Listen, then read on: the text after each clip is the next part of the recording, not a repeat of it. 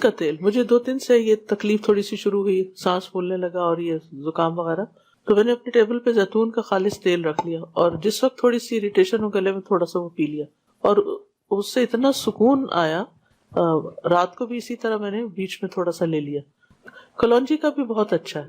اگر زکام شروع ہی ہو اور اس میں اگر آپ کلونجی کا آئل ناک میں ڈال لیں، تھوڑی سی کاٹتا تو ہے لیکن یہ کہ ناک میں ڈال کے ناک کو اچھی طرح ملے، کیونکہ یہ جو زکام وغیرہ اور یہ جو وائرسز ہیں نا، یہ کس کے ذریعے جاتے ہیں؟ ناک کے ذریعے جاتے ہیں. ہم وضو تو کرتے ہیں لیکن پانی اوپر تک کتنے لوگ چڑھاتے ہیں کہ آنکھوں میں بھی پانی آ جائے؟ نہیں چڑھاتے. ہم تو بس یہاں سے ہی تھوڑا سا ایسے کرتے ہیں.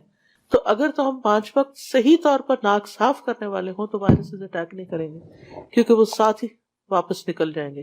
ڈائریکٹ تو نہیں جاتے نا، پہلے اٹکتے ہیں پھر اس کے بعد آہستہ ٹریول کرتے ہیں. تو اگر آپ وہ صحیح طور پر نہیں دھوتے، یا یہ ہے کہ جیسے رات کو سو گئے اور آپ لمبا ٹائم نہیں ناک صاف کیا، تو پھر اس میں آپ کی ناک کے اندر ایسے جراثیم جمع ہو جاتے ہیں، ساری میل کچیل. کلونجی کا تیل جو ہے وہ اس کو دھو ڈالتا ہے. اگر آپ چند قطرے، 5 قطرے دائیں طرف 5 بائیں طرف کر کے پھر ان کو اچھی طرح وہ کر لیں اور پھر ناک کو صاف کر لیں، تھوڑی دیر کے بعد دھو لیں، تو انشاءاللہ آپ کا جو سائنسز بھی کھل جائے گا. مائگرین کا تو شرطیہ علاج ہے، جس کو مائگرین ہوتی ہے اور ناک میں کلونجی کا آئل کے قطرے ڈالنے سے اس کی درد ٹھیک ہو جاتی ہے. سب کچھ پیسیجز کھل جاتے ہیں. ویسے بھی حدیث میں ہی آتا ہے نا کہ کلونجی جو ہے وہ موت کے علاوہ ہر مرض کا علاج ہے.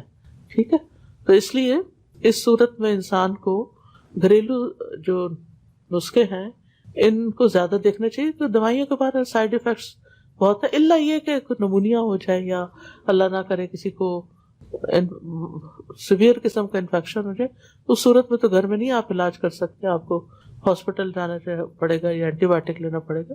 لیکن چھوٹی موٹی کھانسی شروع ہوئی، تھوڑا کہ جب موسم بدلتا ہے تو ضرور کچھ نہ کچھ تکلیف ہو ہی جاتی ہے.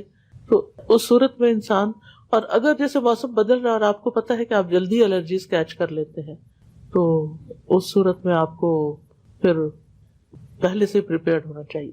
بعض اوقات کچھ پودوں سے الرجی ہوتی ہے. مجھے اصل میں ایک پودے سے ہوئی ہے، مجھے فوراً پتا چل گیا کہ غلطی میں نے یہ کی. جو پودے اللہ نے باہر کے لیے بنائے نا، وہ اگر ہم گھر میں لا کے رکھ لیں نا اندر، یعنی بعض اوقات فلاورز ہم کمرے میں بیڈ روم میں رکھ لیتے ہیں، تو اس کا جو پولن ہوتا ہے نا وہ بھی آپ کو اٹیک کر جاتا ہے.